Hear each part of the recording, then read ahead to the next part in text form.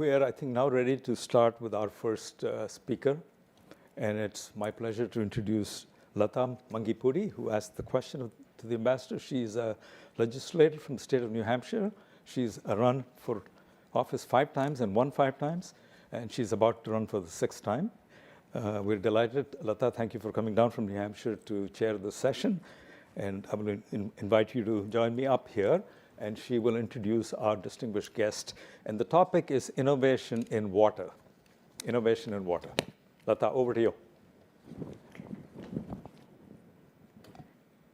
Thank you, Ravi. This is a great honor for me to be part of this global summit, Innovation Summit. And the first session, I'm honored to chair the first session and introduce our speaker, Mr. Bharat Lal. He's the Director General of National Center for Good Governance and former Director of Jal Jeevan Mission. So Jal Jeevan Mission is a huge undertaking which was for pure drinking water, and the scalability of this project just awe-inspiring to me.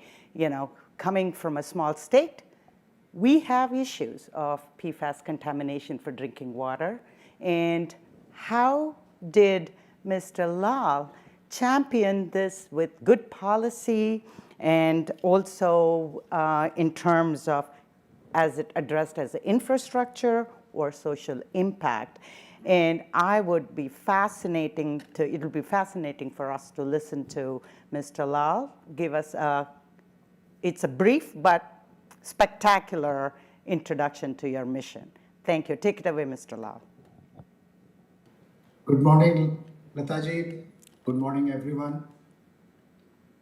Thank you very much for having me here. And I extend my sincere thanks to His Excellency, our Ambassador, Mr. Taranjit Sandhu, our Consul General, Mr. Randhir Jaiswal, and Professor Ravi Ramamurthy, and distinguished faculty, delegates, and my young friends. Indeed, it's a privilege for me to be here. And unfortunately, I couldn't come there. But I think the kind of, our diplomatic, our diplomats are there. Sandhu spoke to, and you have seen Mr. Randhir Jaiswal. I think they compensate my absence. Friends, in next, let's say 12 to 15 minutes, I'll give you some overview what all we are doing actually in India. And kindly appreciate that this is a country of 1.4 billion people and roughly 970 million people living in rural India. More than 70% is still living in rural India. And since 2014, when Mr. Narendra Modi became Prime Minister of India, he started this concept that quality of life, basic necessities, basic services, each and every individual has to get it. And as a result, you have seen, and he gave a slogan actually, which became a guiding factor for all of us. One was minimum government and maximum governance. I think the focus has to be on governance, on delivery, rather than size of the government. And rather, right sizing is the right word. And second thing he said that, sabka saath and sabka vikas. I think we have to work together for the development of each and every Indian, each and every individual, irrespective of caste, creed, religion, region. As you know, in such a diverse country, we are having certain areas where, let's say, I'm focusing on water. So let's say there are 40% arid and semi-arid region in the country, where basically shortage of water, paucity of water becomes a limiting factor in the socio-economic development as well as our quest for high economic growth in these parts of the country.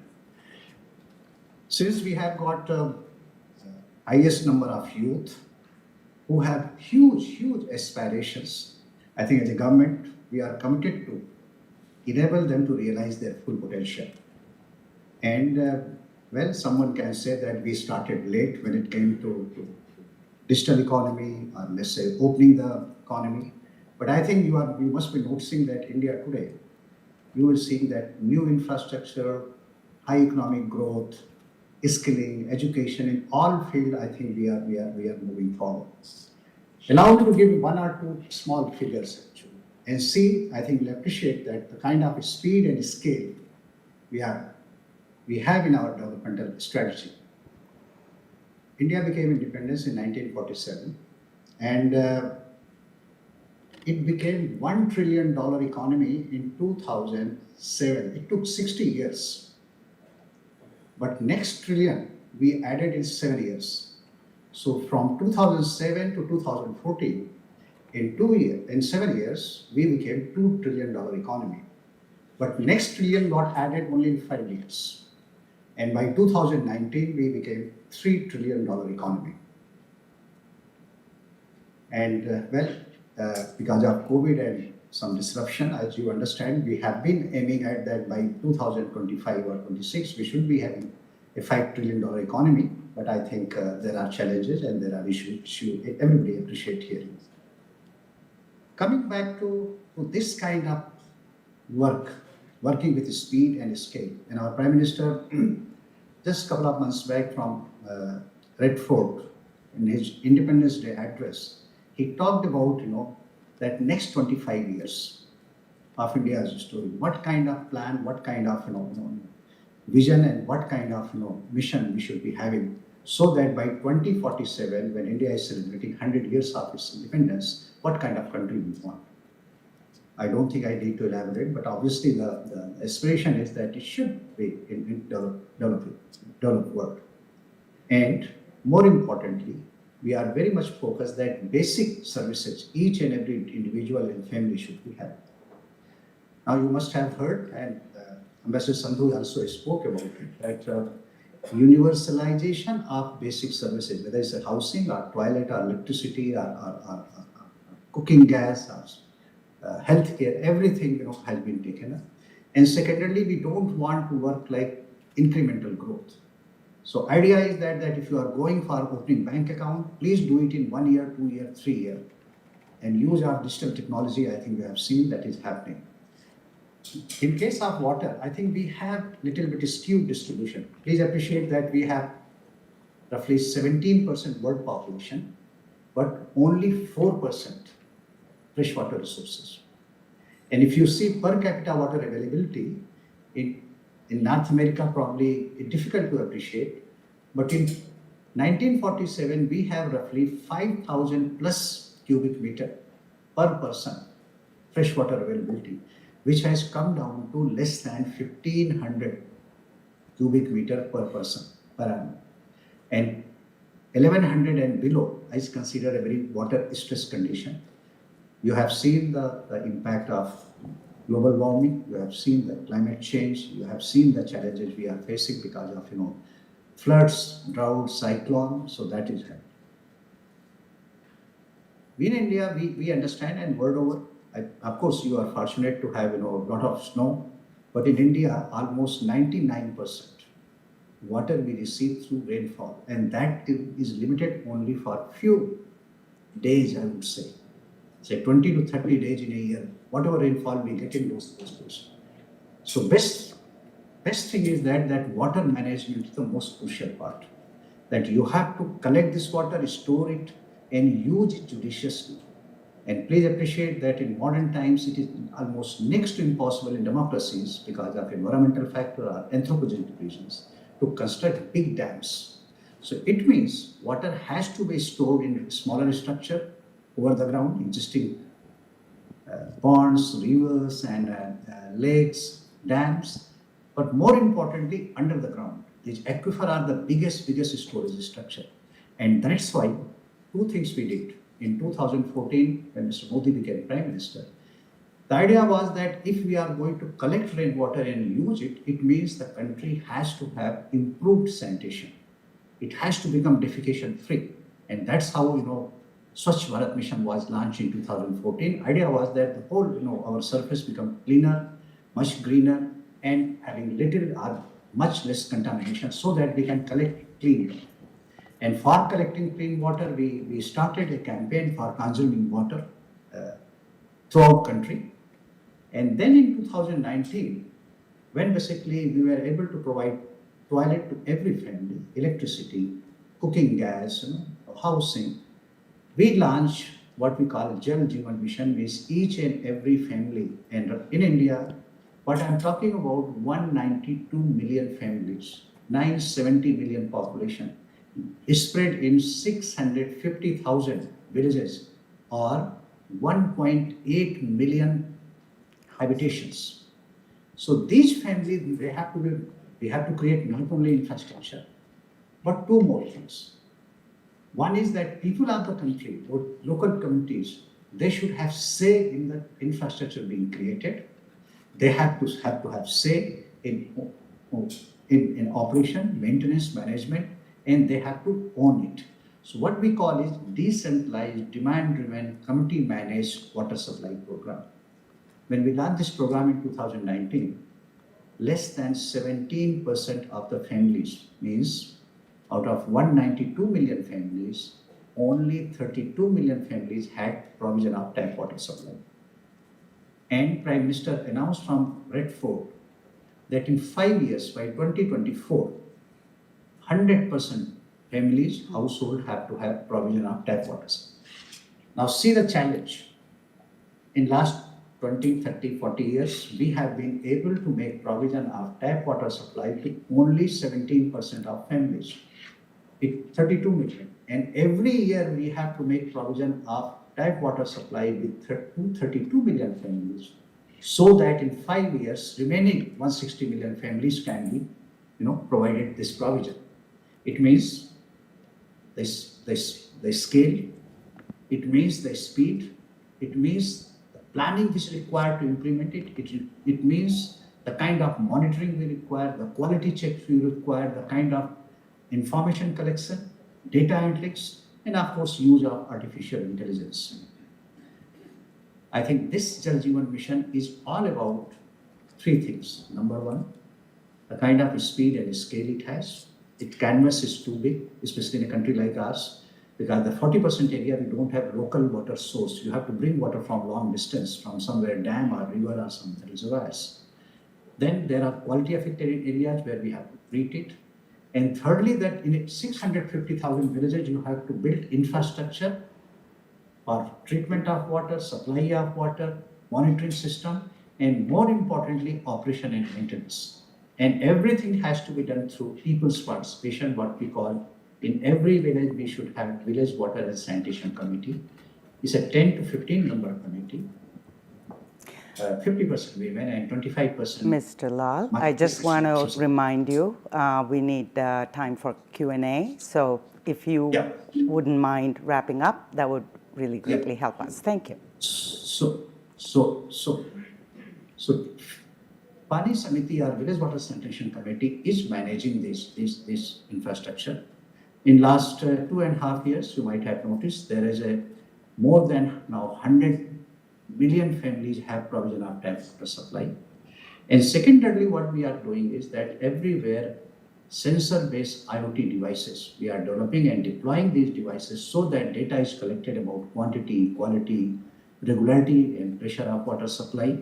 We are also have set up laboratories throughout the countries where basically anybody can get his or her water sample tested, and people can even also test through kits, domestic kits. And similarly, we are also using the innovative methods to collect data automatically. The idea is that people should not be feeding the data. For 650,000 villages, people should be collecting data, feeding and automated all this thing. In every district, we should have control and command center through which these 650,000 villages each village become a kind of a small water utility. We have got 734 districts, so each district become a kind of utility, and it opens huge opportunity for managing that district, which basically a kind of water utility. Again, what we have gone through that everywhere, because we are going to produce a lot of wastewater, grey water, so that water is being collected, treated, and reused, recycled. So this is again opening a kind of opportunity in the country so that people can involve. Lastly, before closing my remarks, what we have done that knowledge network. We have involved IITs, IIMs in basically capacity building and training and skilling of local youth in terms of whether it's a mason or it's a plumber or electrician, and they are pump operators, so they are getting involved in the whole implementation, operation, and maintenance. I will request and suggest that on your phone you can type only JJM dashboard, Jal Jeevan Mission dashboard, and you will find that each and every day, whatever infrastructure creation is taking place, tap water connection is being provided, all this information is coming live on this thing. You can go to your village, a sister village, and you can get the status as of date, in the same.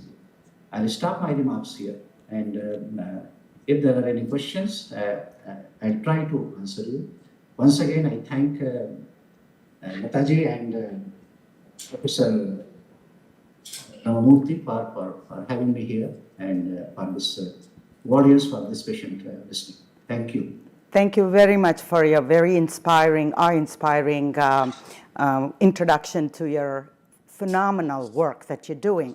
As a chair, I'm just going to remind the audience that you do have an opportunity to ask questions, and I would like you to raise your hand or find the nearest mic. There are two mic runners, and make sure you keep your questions very concise and brief because the time is short. And I have the privilege of asking the first two questions as a chair. Thank you. And it's very fascinating that you have approached this humongous task of scalability to be able to supply clean drinking water to billions of households, right, in India. What were some of the hurdles in terms of governance, implementation, and what was the impact of the public health and social impact of your Jal Jeevan mission? Well, please appreciate that we have, as a system in government, we have been used to working with our own speed. You can see that in last 40 years, we have been able to make provision of tap water supply to 32 million families.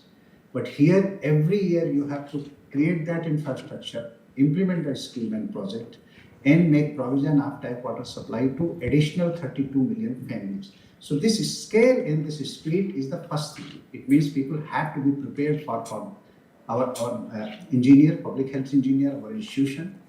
Second thing is that the planning process has to be different, and especially because of COVID, the field visits and ground, I think it became difficult. So use of satellite data, use of imageries, use of hydrogeomorphological maps. It means the technology became very important.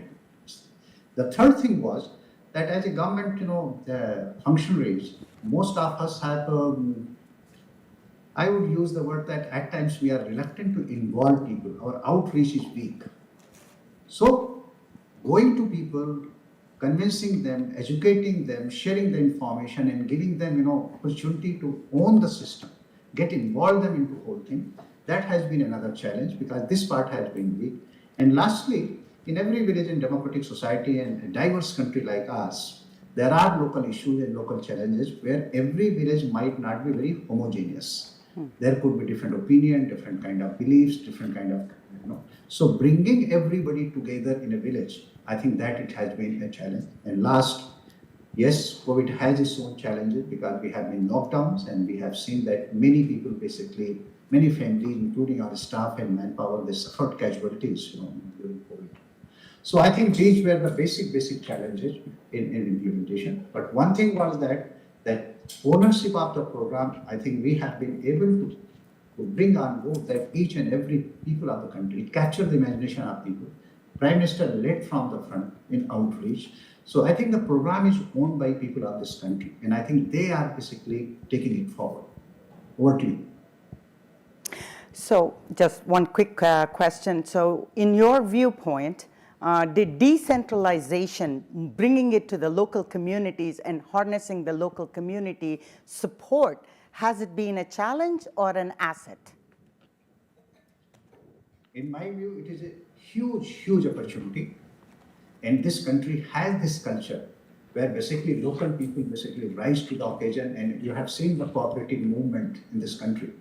I think people who understand India and have seen that I think this sense of fraternity, sense of belonging, I think it is there. The question is that government servant, public health engineer, they have to go to people, they have to bring the information, educate them, and transfer what we call function, functionaries, and fund, actually 3Fs, that these responsibilities are given and we should play the role of facilitator. So to me, it is not having burden. In fact, that brings transparency, that brings ownership, that brings long-term sustainability in terms of source as well as system. It is next to impossible that in 650,000 villages or 1.8 million habitation, you are going to put an engineer or to operate and maintain this thing. I think the best cost-effective method, very efficient method would be that ownership should lie with the people. I think it eliminates corruption to a very large extent. We have been very lucky that in last 3 years there has not been a single instance where people have been able to point out finger that there is corruption or involved. So I think involvement of committee or ownership by committee, I think it's a huge strength of the program. Thank you. And its floor is open for questions. And get ready with the mic and form your questions very quickly, so brief and precise. Thank you. How do you view the impact of climate change on water supply, and what specific steps have been taken to manage climate risk?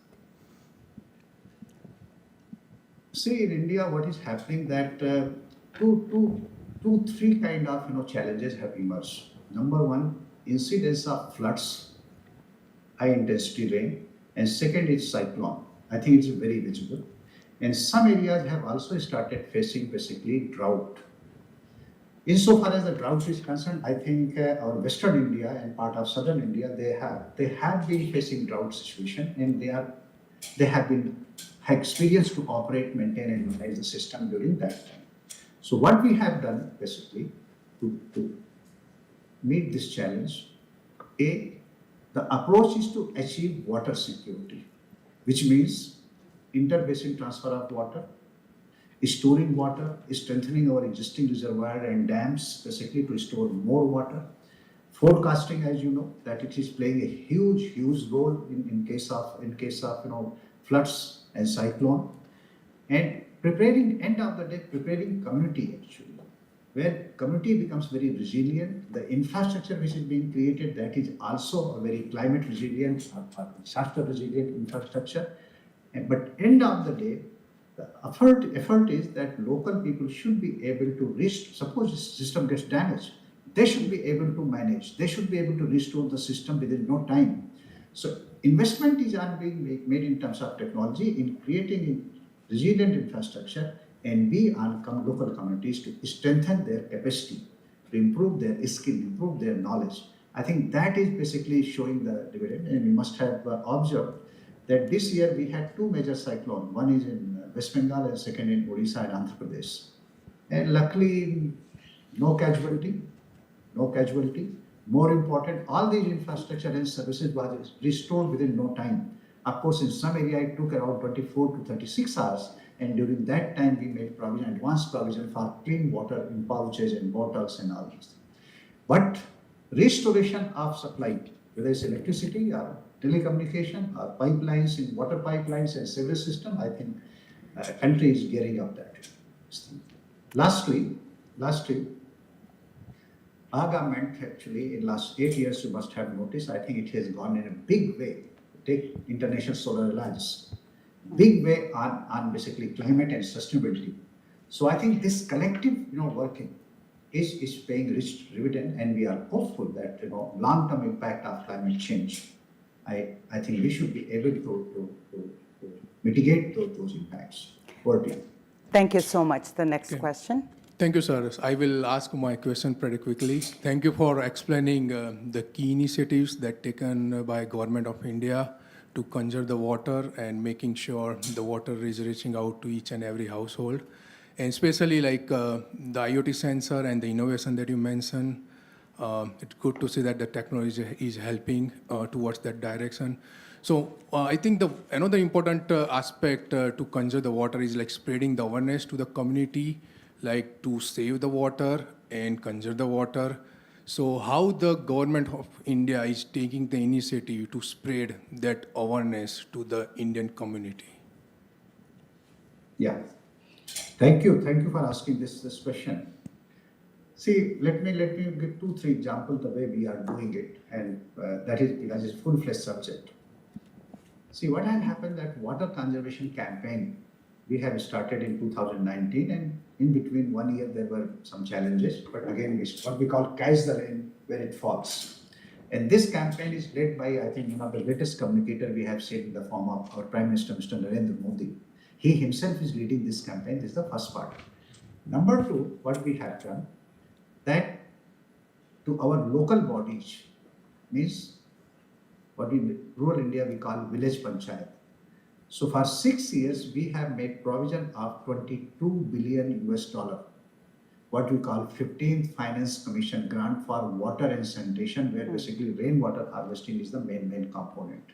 So this money is being provided to every panchayat, every village basically, and they have to work on basically creating their own source in villages. Like in every district as a model, what we call Amrit Sarovar, 75 ponds have to be created in every district, and we have got 734 districts. So this is the second step which we have taken on this thing. Third is that what we call Manrega is a assured employment guarantee scheme. Under this program, each and every individual who desires 100 days work is being given. So under this program, water conservation is the topmost first item it should be taken. And lastly, under Jal Jeevan Mission, which is a 51 billion US dollar program for 5 years, 7% fund is earmarked for basically information, education, communication, and community mobilization basically. So I think I think there is no other choice except to go for a massive campaign to conserve water, store water, and judiciously use the water.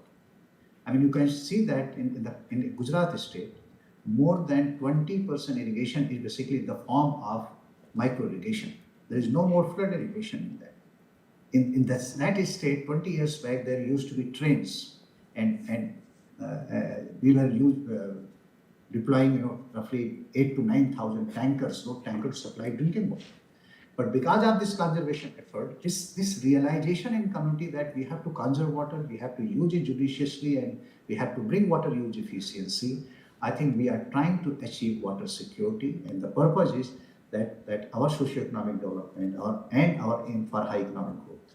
Because please appreciate that if we have to eliminate absolute poverty, we have no choice except to go for high economic growth. And water must not become a limiting factor in this endeavor.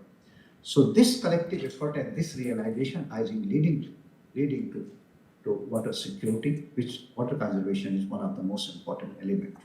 Thank you. Thank you. Any more questions? If you don't have, then I have the privilege of asking one more.